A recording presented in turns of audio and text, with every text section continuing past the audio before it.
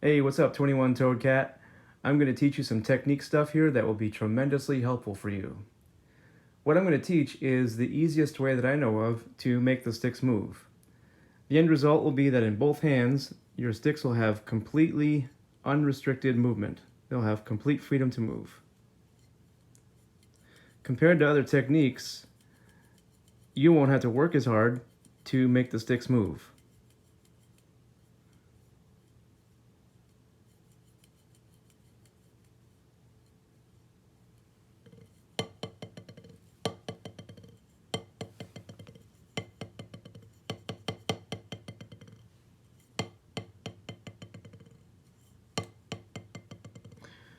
All I have to teach you is how to hold on to the sticks to make this possible. There are 5 different aspects to this method of holding on to the sticks. Could call it a grip, but I think the word grip implies like holding on tightly somehow, which doesn't allow the stick to move very much at all. So to me, it's just a way of holding on to the sticks. But there are 5 different aspects I can teach you. The first of which is it's kind of an overview of what it looks like to hold on to the stick like this.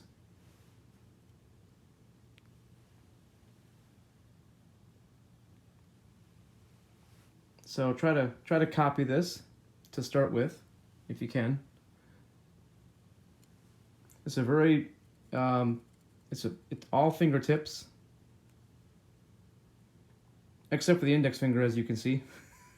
The only way to do the fingertip with the index finger is let's see, like that. Anyway, but yeah, otherwise it's all fingertips, and it's very loose. It's a nice gentle way of holding onto the stick, or sticks, in both hands. So try to avoid holding onto the stick like this. This might happen once in a while you're doing stuff. It might be automatic because sometimes it's necessary, but for just very brief moments, a couple of seconds here and there.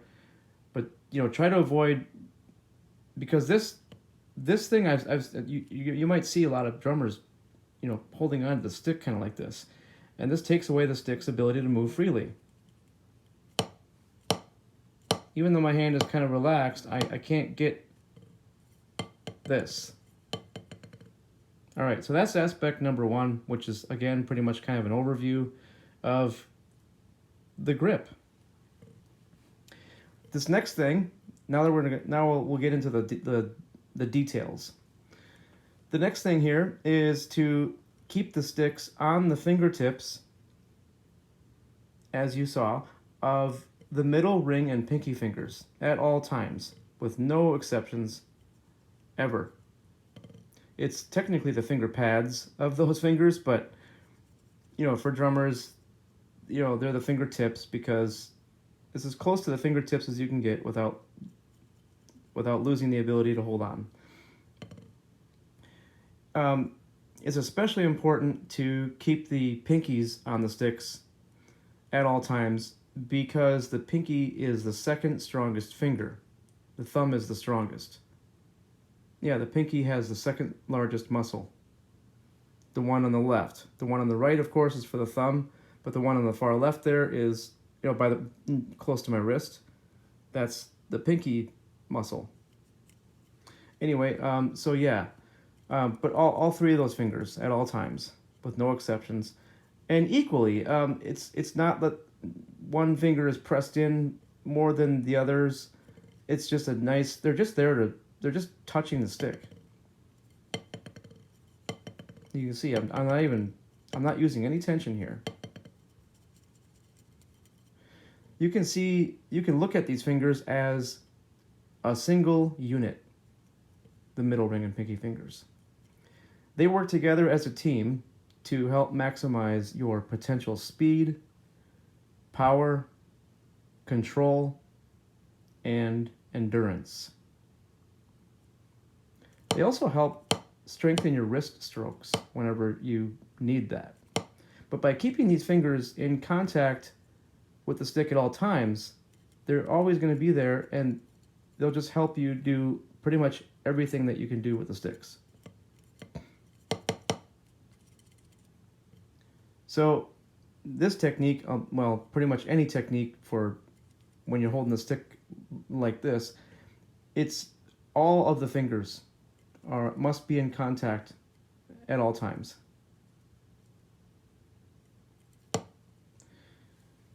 This next thing,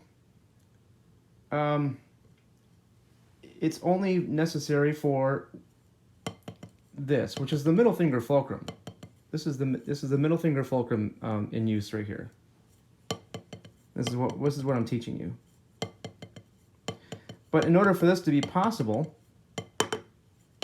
you can actually kind of see it, but it's the index finger. The index finger must be completely relaxed, just not in use at all. If I start using my index finger, the stick no longer moves freely. I'm holding on just gently. You can see there's still some movement possible, but it's nothing like this. So just don't use the index fingers. There are 3 exceptions for when you will want the assistance of the index finger, but I'll talk about those after I cover all, the rest of the aspects of this grip. This next thing is potentially the most important, but everything is of equal importance here, but it's the thumb being perfectly centered on the stick. So keep the thumb centered on the stick. So in this perspective, it's not to the left at all or to the right at all. Or in this perspective, it's not above or below. It's just right on the center. If it's off center, below center a tiny bit, then it's very easy for the thumb to just come right off like this. In order to prevent that, I would have to push the thumb or press the thumb into the stick a little bit to keep the thumb there, to prevent it from sliding off. See, it's still off center. For this demonstration, show what you want to avoid at all costs. Not that there are any costs associated with avoiding by not doing this, but just no matter what, just keep the thumb centered, and by having it off center and pressing it into the stick so that it stays there, it's tension, so it takes away the stick's freedom to move. The stick still has some movement, so there's friction on my thumb, which is going to put a nasty blister on it after a while. And by having tension with the thumb into the stick like this, even a small amount, it's going to put me at risk of an injury in the wrist area, believe it or not, because the thumb's tendon or muscle or whatever goes through the wrist. This long thing. And by playing almost exclusively with tension in the thumb, you can have an injury that you'll feel in the wrist after a while. So yeah, by being relaxed, you're not going to be at risk of any injuries. And by using this technique that I'm teaching you, you'll never be at risk of injuries or blisters. If the thumb is off center in this direction, to the right or above center, then, well, the thumb can be completely relaxed and there's no risk of a blister now, but the stick doesn't have freedom to move. It's back to being restricted.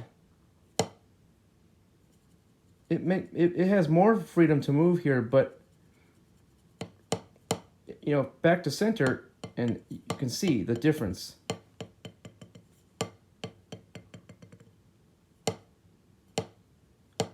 I'm completely loose here, but the stick I can't get the stick to do this.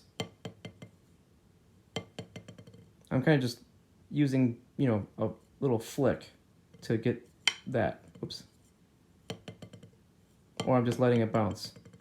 But back above center, and it takes away the stick's freedom to move. So, yeah. As you can kind of see, I think it's showing why I said that this is potentially the most important aspect of the grip, because if the thumb isn't on the center, then this isn't possible. But there's one more thing that makes this possible. And I'll lead up to it by reviewing the first 4 aspects, because this last thing is the 5th aspect. So, when you're holding the stick like this, and not like this, so like this, but not like this, and it's on the fingertips of the middle ring and pinky fingers, gently, relaxed. And when the index finger is completely relaxed and not in use, and when the thumb is centered on the sticks, it becomes possible to hold the stick gently so that the stick has complete freedom to move. Now when I do this, I think it looks like I'm not getting any movement like this. And that's because when the stick does that, when it bounces back up, I'm following it back up. This is the same physics that you use for bouncing any kind of a ball, like a basketball. So this simple thing here should be possible for you right now. If you've done all these things, we'll call it correctly.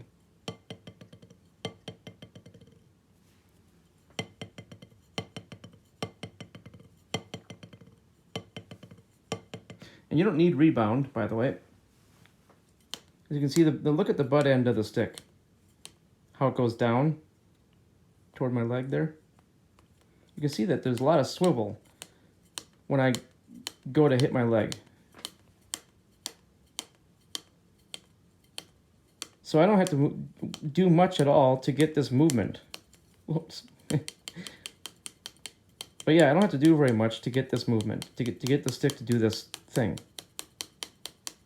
Still watch, look at the butt end of the stick. Look how much movement there really is. That's a lot. Kind of stops here because now I'm following the stick.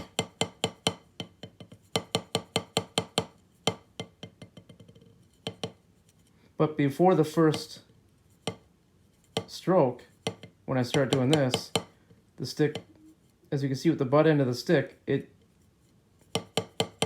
does a lot of stuff to show. I think when you watch the front part of the stick, it's not as obvious. But you watch the back end of the stick, and it becomes pretty obvious how much movement there really is. It's just so free to move. It's just, I love the way this feels, how much easier this is compared to any other method. It's like, oh my God, you know, it just makes me think, well, why should I do this any other way? So, yeah. If you can do this already, well, dude, pat yourself on the back, because this does, I think, require a little bit of coordination, much like the first time bouncing a basketball kind of requires some coordination to get used to this thing that's required with physics and gravity and whatnot to make this possible, to continue this bounce. The only time that I'm interacting with the mass of the stick here is when I'm pushing it back down. So it's bouncing pretty high, actually. I'm not lifting it, it's just bouncing up, and I'm just pushing it back down over and over and over. And that's all that's going on here. Now, if I were to include the index finger in this grip, then it might not look that different. But now what's happening, in order to keep the stick doing the same motion, I'm having to lift it all the way up and then push it back down. Lift, push, lift, or throw, or whatever. But I'm having to do the entire thing myself. It's more work. So when I am using the index finger here, and then I switch to the middle finger fulcrum, it cuts the work in half. Middle finger fulcrum. You can even see the hand changing a little bit. Index finger, middle finger fulcrum. It makes it significantly easier to continue this bounce. Even just one, this is more work than using the middle finger fulcrum. This feels easier to me. Just doing one hit, I'm preventing the stick from bouncing up on purpose. It's just more control. So that, you know, I don't know. It's just something I do. And I'm not squeezing it. I'm just kind of keeping the butt end of the stick right there with a tiny, tiny bit of effort. It's just like it's minimal. It's still super relaxed. But anyway, this one hit here is easier than including the index finger.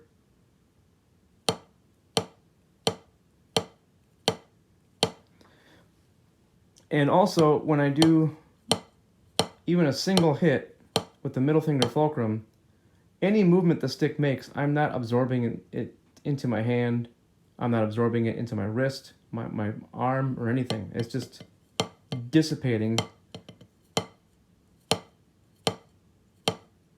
There's some absorption, but it's the largest part of the stick's movement that I'm absorbing, so it's pretty harmless. It's completely harmless.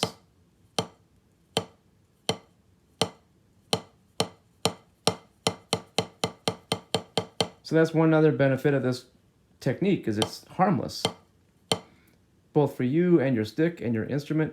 And you may find, as you get more and more confident in what you're doing, you may find that if you hold the stick tight and hit your pads kind of hard, their position may loosen over time because of all the vibration that's being sent down into the pad through the whole thing, and then the screw that keeps the position tight can start to vibrate loose. But with this, it'll never happen,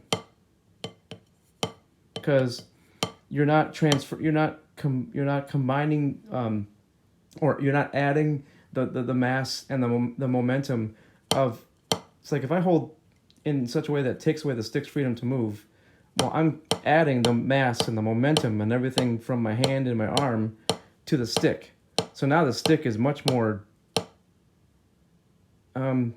it's hitting the pad with more force compared to now it's just the stick.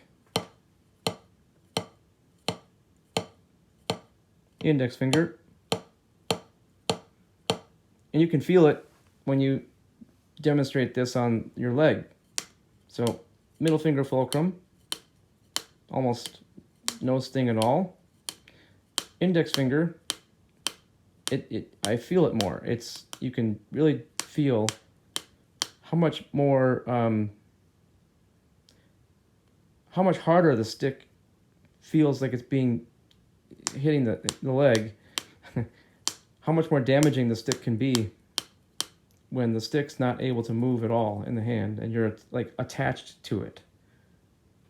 When you let the stick be free, then it's just the stick hitting the surface and nothing else.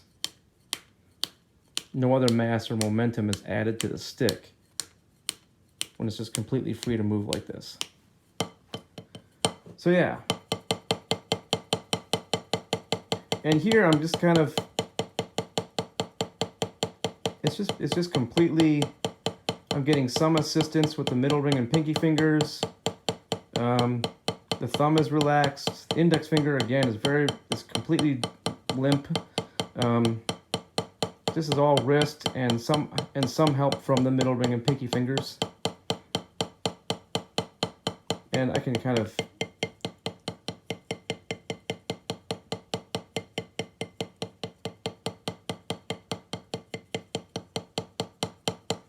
can go up in the hand just a little bit, but generally try to stay like that, just generally.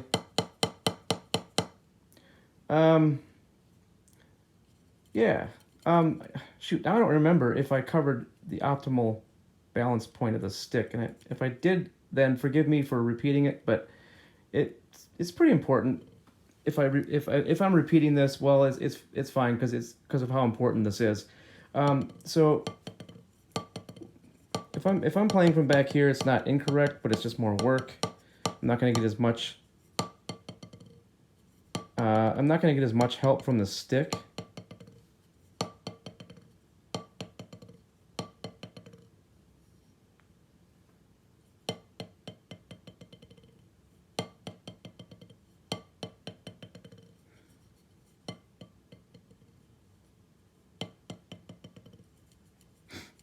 And it's gonna move with the most freedom.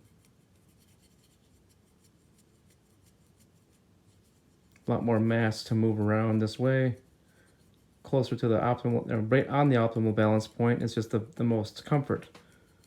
So try to find that.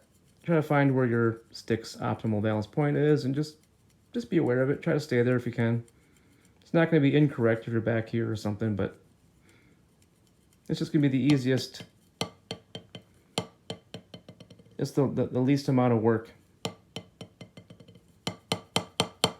All right, so there are times when you want the index finger to be included in the grip. And when you do, and I'll demonstrate the times that you'll be including it, but when you do include it, it's the only thing that changes. You can't really tell, but I am including the index finger in this grip right now. And it's very gentle. It's not a tight grip. It's for the first thing I can show you is for quiet playing. When you want to maintain control. Because if I switch to the middle finger fulcrum, which I just did, then it becomes more of a challenge to keep the stick under control. Let's see if I want to go really fast, faster. Now I have to be, it's like, what a relief. Did you see my index finger move? I'm not trying to extend it. It just straightens out. I don't know why. It just does. Probably something to do with physics. Like with the stick moving, I don't know. But when I use the index finger, it's the only thing that changes. Everything else is the same.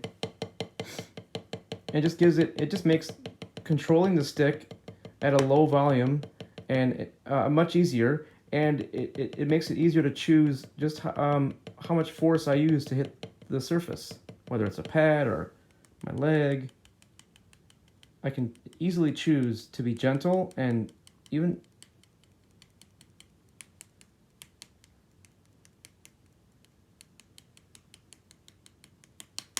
see difference in volume when I hit harder.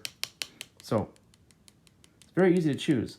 But with the middle finger fulcrum, we get this, movement that's already possible. So now I have to deal with the mass of the stick, and I have to compensate for that.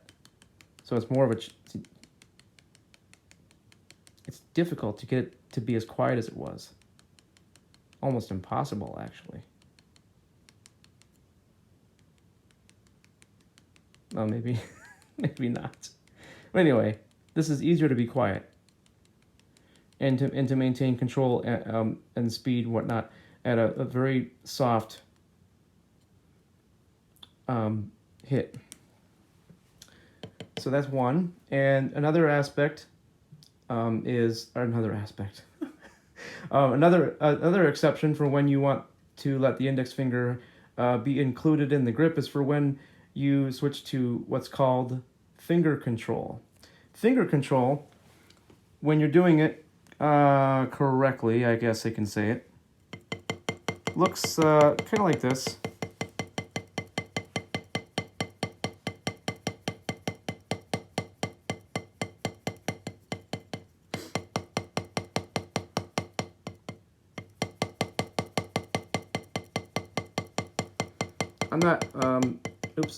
I'm not a master of this, but when I move slowly like this, and the finger control allows for very, very high speed. There are drummers out there who can do this so fast that it looks like it's impossible. like they are not from this planet. That's how fast that's how fast you can get if you work hard at it. This is just taking advantage of the fast twitch muscles in the fingers. So what it looks like without the stick is this. I'm basically trying to do this. I have a gentle hold here between the thumb and the index to continue to give the stick all the freedom of movement I could ever want. But I'm trying to do this. And when the stick is in my hand, it looks like this. And with this angle of shot, it looks like my pinky is not even being used here, but it is. So that's why I'm trying to do this, so you can see oops, I started to kind of hit the stick like that. The idea is to continue constant contact, to never let the sticks, to never let the fingers come off of the stick. It should be graceful. And then you can go a little faster over time as the muscles get stronger. I can't quite do this in my left hand very well, but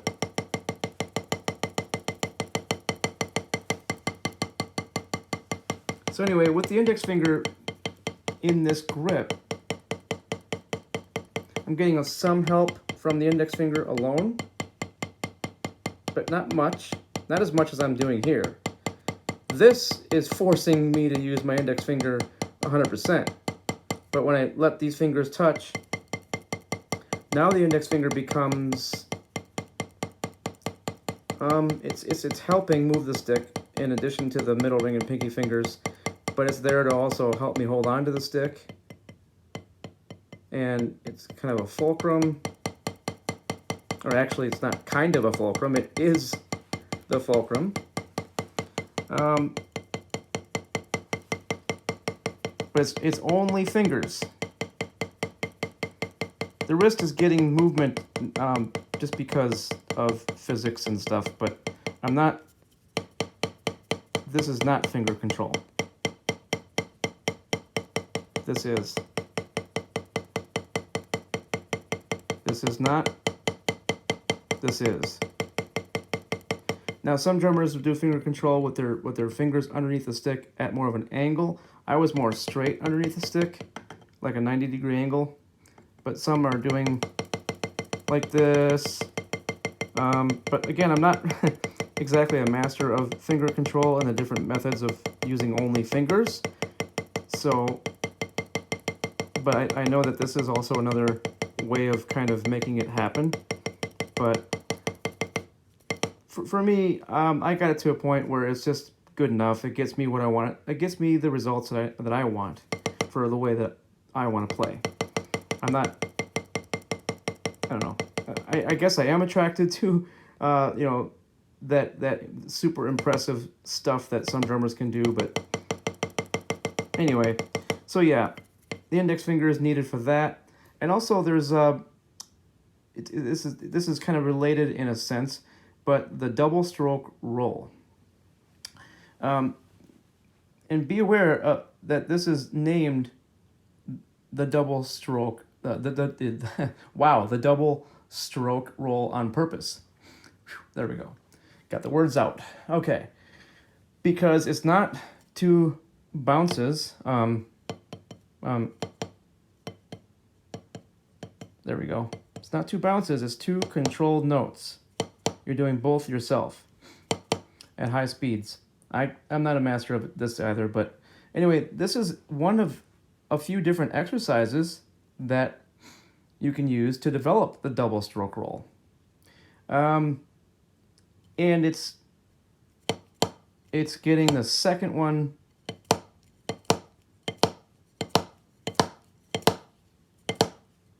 trying to exaggerate this because let's see.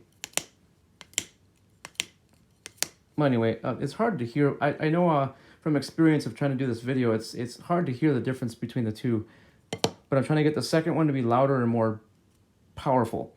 So and the end result should be that when you're at full speed, we'll say, in both hands, that both strokes become even. But here's the exercise, to the best of my ability with my hand being cold, but almost literally, but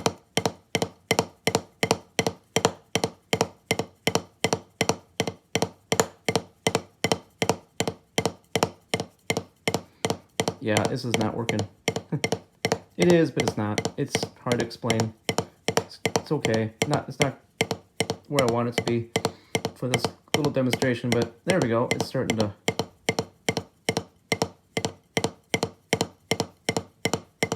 So there are two different strokes here that's happening naturally. The first is very much like a finger control stroke. The second one is causing my hand to turn like that.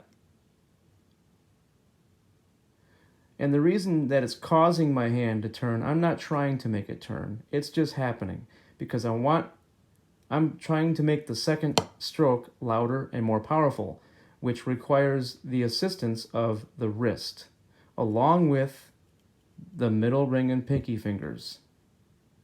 So on the first one, it's middle ring and pinky fingers doing one stroke, and the second one is middle ring and pinky fingers plus the wrist at the same time. And it's just happening naturally because that's, like I said, I want the but I can't sing the sound quite accurately, but it's a you know. So it's a very fast shuffle. When I do a normal shuffle, I don't need the index finger at all. I can go back to the middle finger fulcrum. But for this double stroke roll thing, this little exercise, one of various, there are other exercises, but I need the index finger for the same reason as just doing finger control. Because I want to use the middle ring and pinky fingers to the fullest extent, because it's like a well, it's kind of a somewhat of a bounce, kind of, but it's controlled, and then there's like this snap.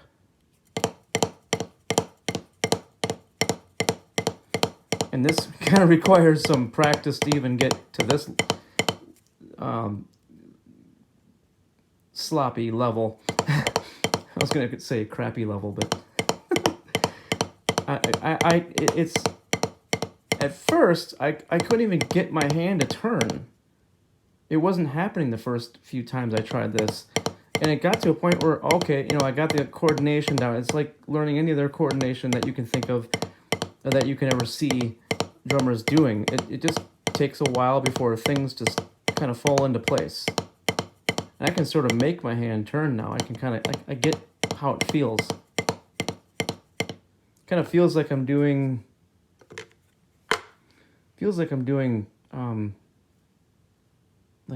this. I can't quite explain what I mean. It feels like I'm kind of, it's just graceful. It's so nice. So if you want to do if you want to get the double stroke roll down, this is one exercise, and I think it's a good one to use.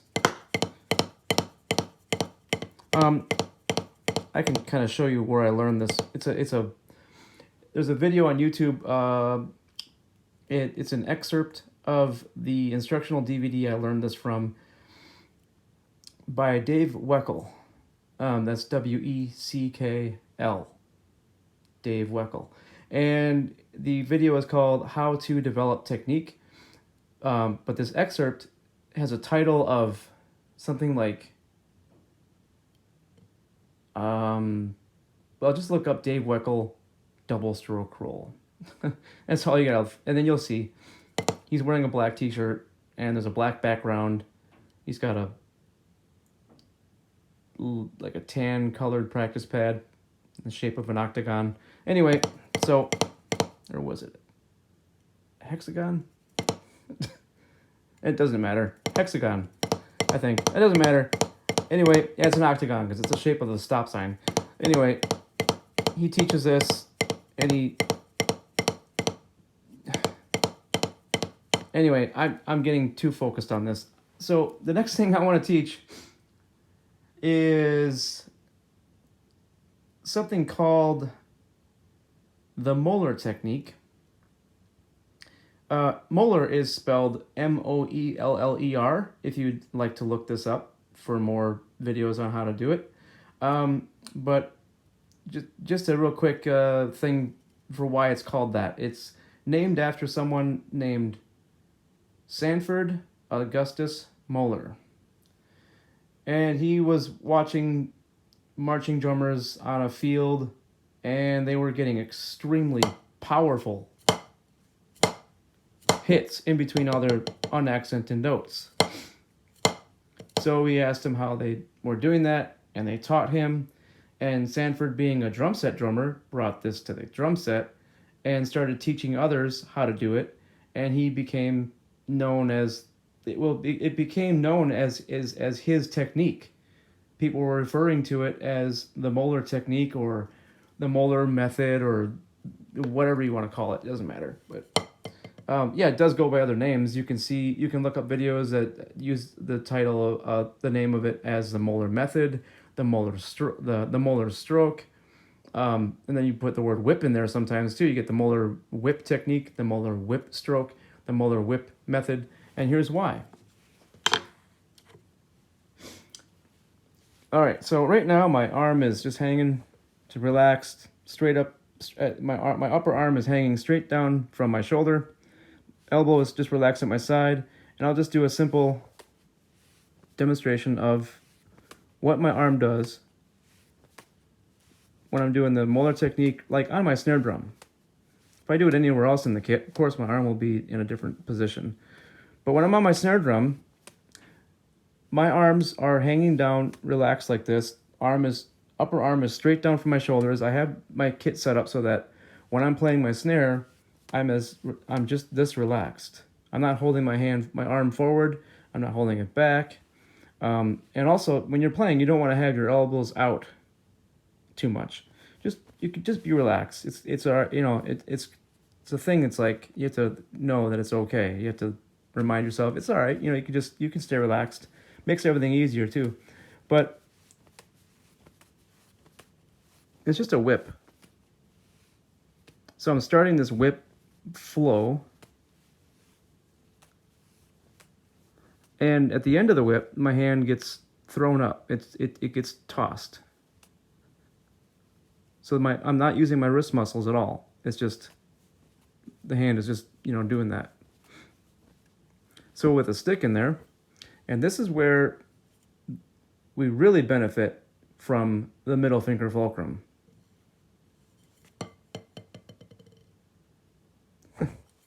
I'm laughing a little bit because it hit my leg and it still moved quite a bit. Well, it just brushed against my leg, but still.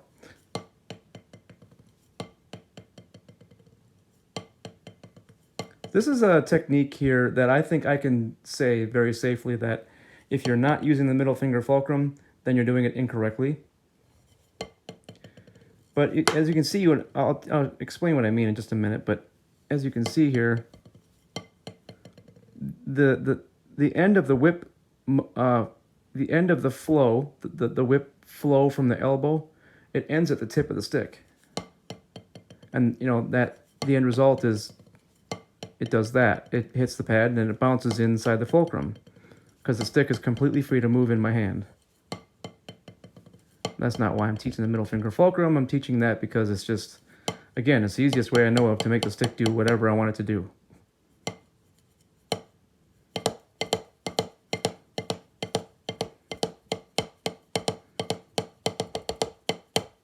Okay, so anyway, the Molar Technique.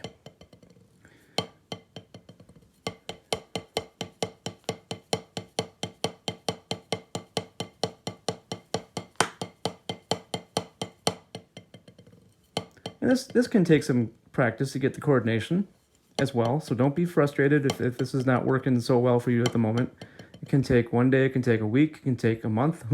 Everyone's different, so don't ever expect yourself to be learning something quickly. Because you might not. Doesn't matter. It's just everyone has their different ways of picking stuff up. So, or like different learning speeds or whatever. This is whatever is going to happen is going to happen for how you're going to learn something. When I learned this, well, it was very interesting because when I learned about the Molar Technique and the middle finger fulcrum, I was already doing it in my right hand, and I didn't know it until I started learning about this stuff. And I'm right-handed, so this is my workhorse. This is the one that's always on the hi-hats or the ride cymbal when I'm playing grooves, and it's my workhorse in everyday life. So I think it's kind of not surprising that it was already doing all these things. I guess my left hand was completely different, which is actually why I started learning about these things. As I was trying to fix a problem with my left hand. The way that my left hand was playing, just since I mentioned it, I'll talk about this really quickly. The way my left hand was making the stick move was everything from the elbow, with no help from the wrist, thumb kind of on top, no help from the fingers, just kind of enough of a grip that the stick was not dropping out of my hand. Still had some movement in the hand, but so I had an elbow problem from this. I discovered the joy of playing very fast single stroke rolls, and my left arm was doing like this, very high speeds, while my right hand was more, loose and fluid.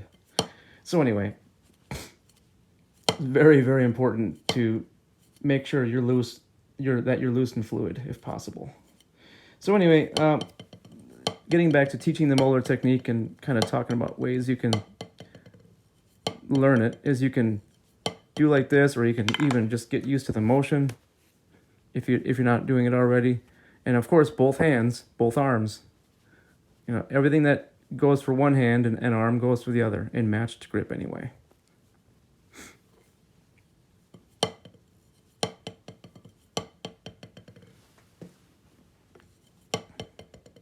So you can start by, you can maybe do like this. Oh, by the way, it doesn't have to be where you bring the elbow out, because there are smaller motions that can happen.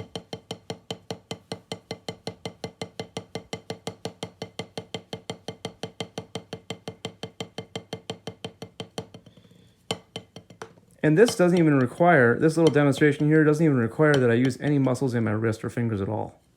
Just as long as I'm hanging onto the stick just enough so that it can stay in my hand. But if I want to strengthen the hit, I can use my wrist and my middle ring and pinky fingers in combination with the wrist. And I can really get some accents. Can really add some power to this Molar Technique whip stroke.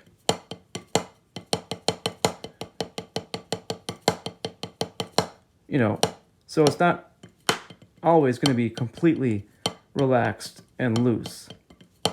As far as whether the wrist muscles and finger muscles are being used, because it's possible to just be completely, the only thing I'm doing is making sure the stick is not dropping. And it's still swiveling quite a bit, as you can see the butt end of the stick doing some movement there, and the whole thing is just free to move. But then when I want to make it louder and stronger, I can start using the wrist muscles and get some assistance from these guys here. But anyway,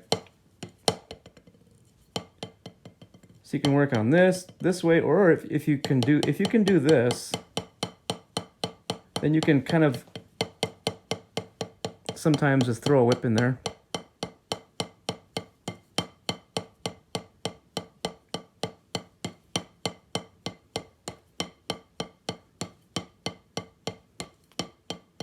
Whichever, you can just do one and then let it sit.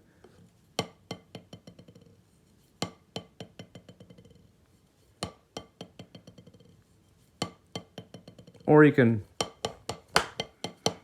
whatever works for you. Try both ways, doesn't matter. There's no wrong way here, just a matter of, and again, both hands, both arms, but I'm limited to one hand here, so. But after a while, you can just get used to this whole thing where you can do this. And then to go faster and faster, though, Like ultimately, if you want to be able to do this,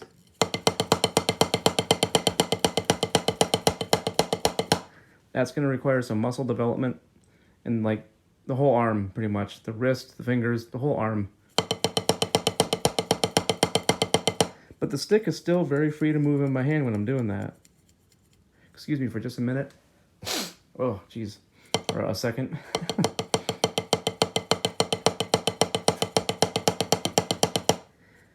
Imagine that on the hi-hats or the ride cymbal when you're playing a groove. It can really go fast.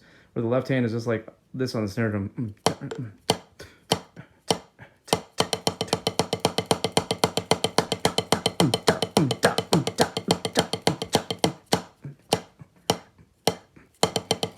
So, and I feel the muscles being used like that one there. That's kind of, you can, I'm not very strong, but you can see that one flexing. It's kind of the whole arm a little bit. It's not tension really. It's just, might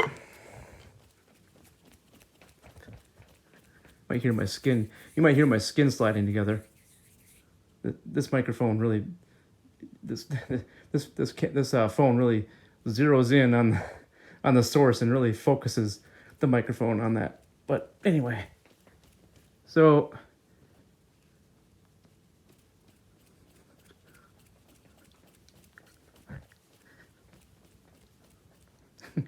you should see how I'm trying to find out whether the shot is even working. I got the phone almost as close to my face as it can possibly get, and I'm kind of looking at it out of the corner of my right eye. Can barely see this.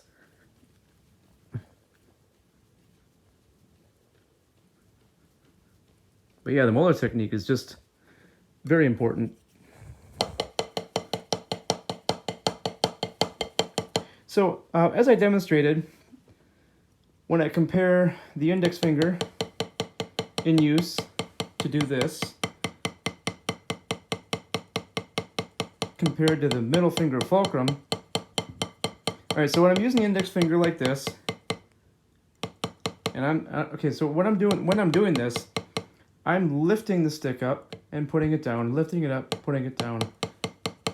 It's not difficult, but it's much more work than when I switch to the middle finger fulcrum. It cuts the work in half. Then, when I switch from this to the Molar technique, cuts the work in half again. So now I'm just going down, down, down, down. Because when I do this, compared to this,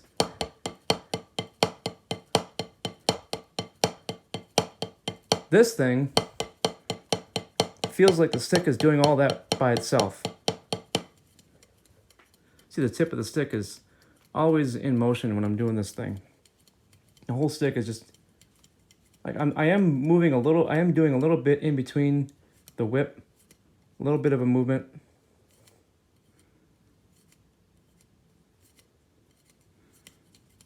But it kind of becomes automatic in a way. So I get close enough to a surface.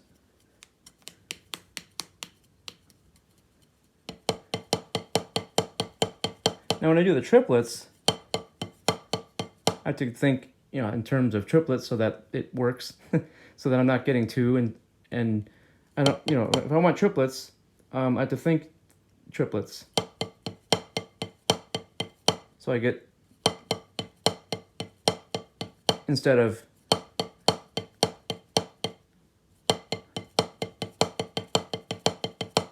and there is kind of a in between.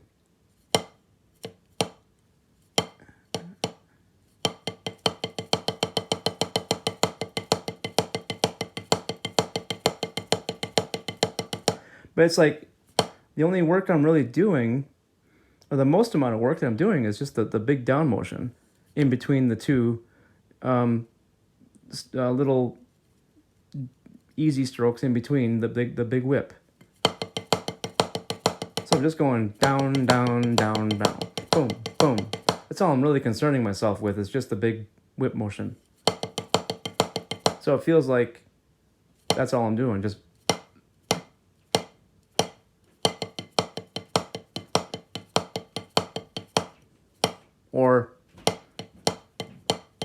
like that.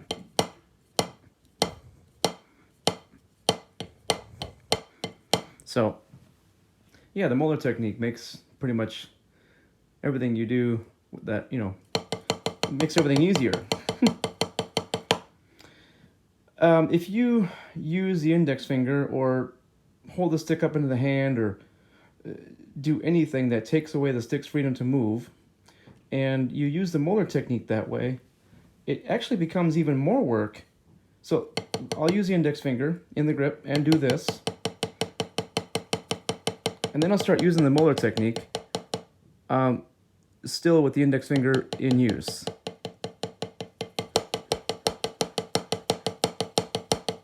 So that's the only thing that's changed, is I'm including the index finger compared to the middle finger fulcrum. Index finger. So now I'm going to use the index finger while doing the Molar Technique, and it actually feels like far more work. This feels far more work than just doing this. And so all index finger is being, all of this is now, this demonstration that I'm doing is all index finger. Well, the index finger is in use. Not all index finger, it's just all of this is done with the index finger in use. There. So I'm not going to last anywhere near as long because now I'm doing this everything myself, and I'm having to squeeze harder and harder the faster and faster I go in order to keep the stick under control. If I loosen up, the looser and looser I go, and now it becomes the middle finger fulcrum as soon as I release the index finger, as long as the thumb is centered. Very important. So now middle finger fulcrum, and suddenly I feel like I could do this all day. I probably wouldn't be able to, but currently it has the feeling of pretty much no effort.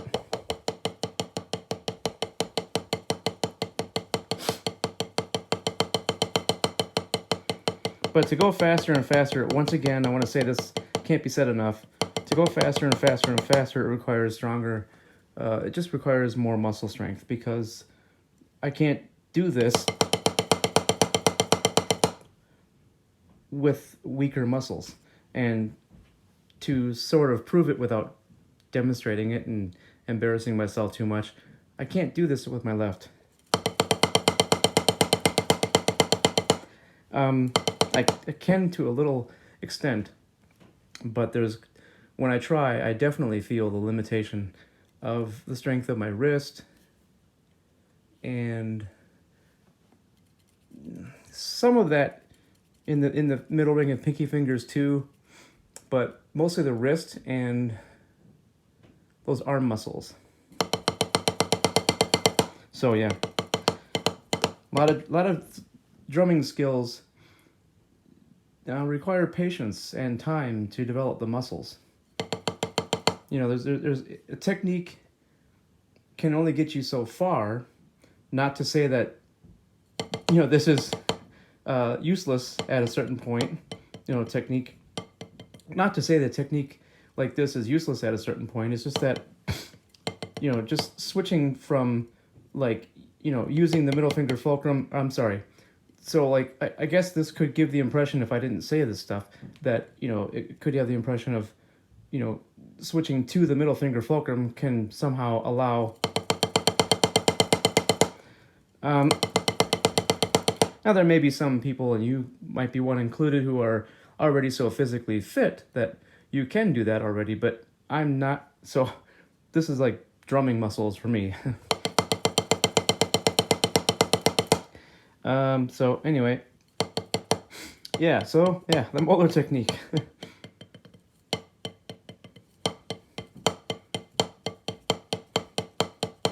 I want to revisit the shuffle, because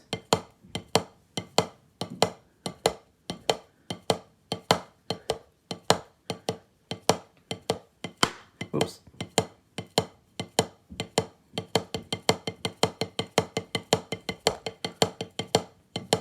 See, the shuffle has a, for me anyways, naturally uses the Molar Technique, especially if they got the middle finger fulcrum working so that the stick swivels.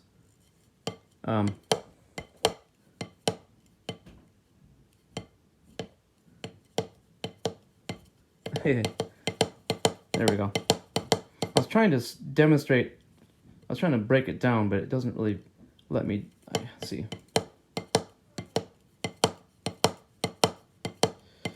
Yeah.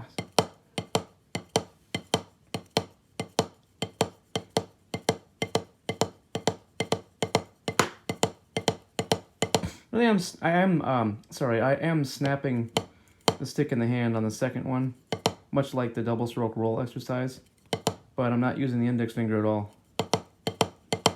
If I am, though, I'm not trying to, but yeah, there we go. Now I'm really using the middle ring and pinky fingers quite a bit. I'm relying on them.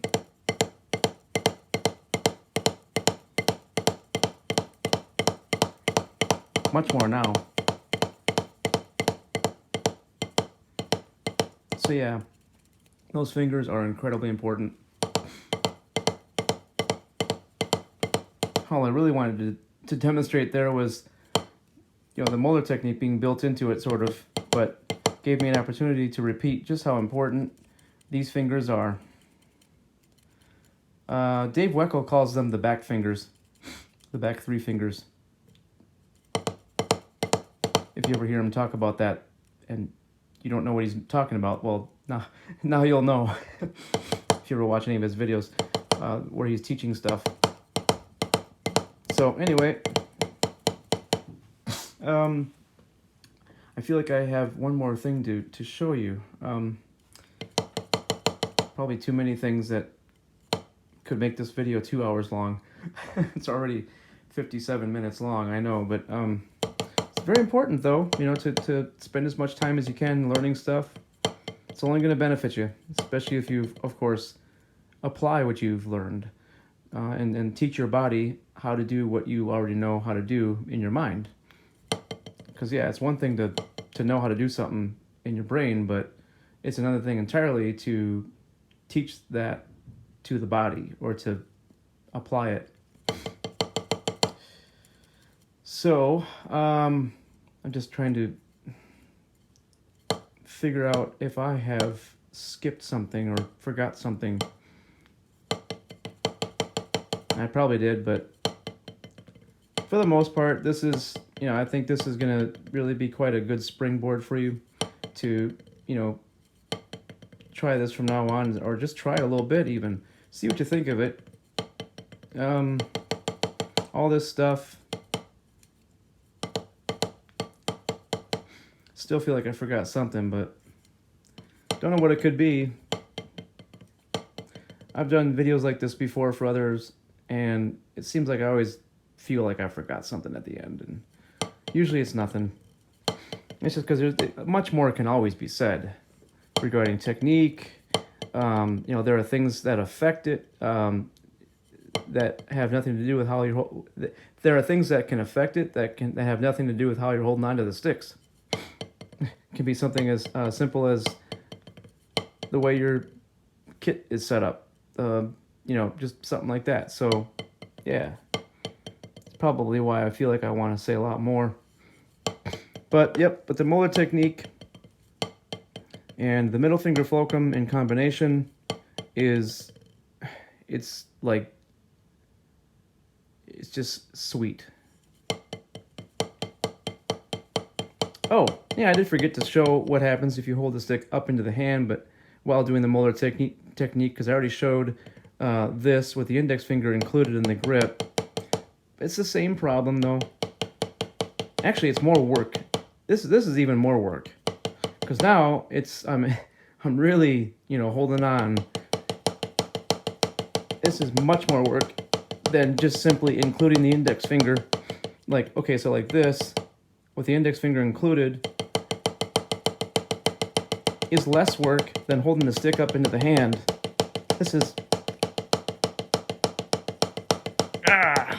Jeez, that's a lot of work. Okay, so anyway, Yeah, I guess that's what I was forgetting. All right. So I guess that covers the whole thing. Yeah, so cool. Just a quick review, I guess. Just why not? So out of the hand, not up into it. So kind of like that. Never up into it.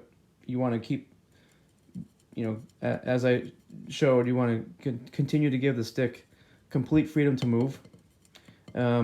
Fingertips of the middle ring and pinky fingers at all times with no exceptions. Keep all fingers in contact with the sticks at all times. But don't, try to use the index finger unless, because I think that implies using the index finger by saying keep all fingers in contact with the stick at all times, because then you have to think, oh, I have to keep the index finger there. With the index finger and the middle finger fulcrum, you just want to allow the index finger to be completely relaxed. But don't keep it off of the stick. Oh, if you remove the index finger, I can't unless I press the thumb into the stick. But then it's, this useless thing. Speaking of useless things, I've seen grips that end up looking like this. The thumb to the side of the stick like this. Avoid that. Seriously avoid this. Do not even entertain trying to do this. And if you find that your thumb is coming off and doing that, try to avoid that. Get it back on the stick. Get all this back to the way this is.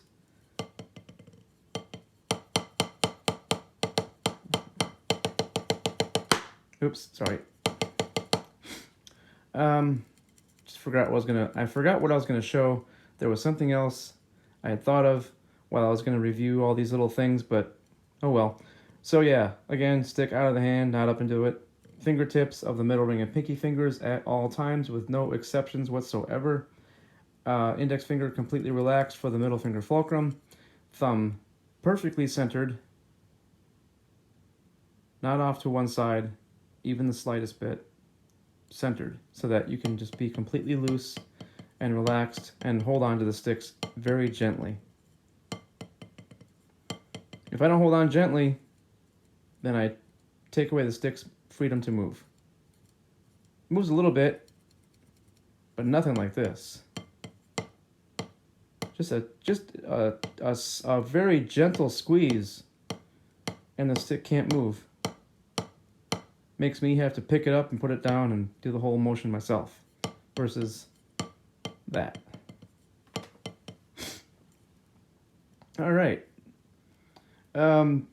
Yeah, a lot more can be said, but it's over an hour long now. I'm sorry about that, but yeah, again, it's worth it. It really is. Every time you watch anything and learn anything, and the more time you spend learning stuff, there aren't any shortcuts. In fact, it's kind of counterintuitive to think it in terms of, it's kind of counterintuitive to think of it this way, but the more effort you put into trying to learn quickly, the longer it's going to take you to learn and master this instrument. It really, it sucks that it has to be that way, but that's just the way it is. If you think about any master of some kind of martial arts, I'm pretty sure you can get the vision of how what it took for them to get to that level of mastery. They have to learn every movement everything they learn. They have to kind of work on it very slowly at first.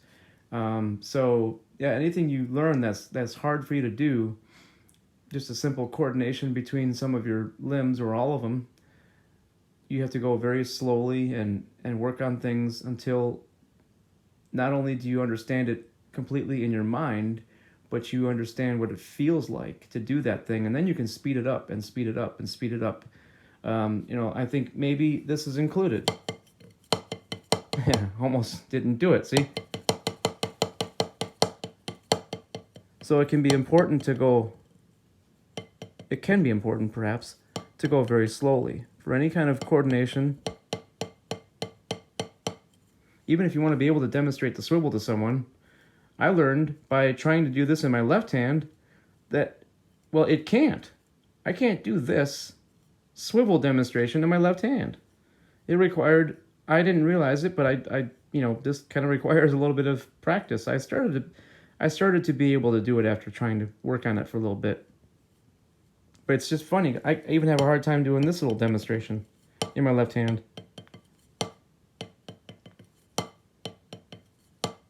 So, yeah, got to be patient with the body and teach it how to do what you know how to do in your mind. Like, you learn something, and yeah, I'm repeating myself. I'm just trying to think if I got something else that I really need to cover before I end the video that can maybe relate to all this technique stuff, but I guess not. So, all right then.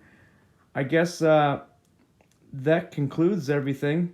If you have any questions regarding anything I taught, yeah, just go ahead and ask. I'll be very happy to try to answer any questions that you can think of that I may have kind of created here.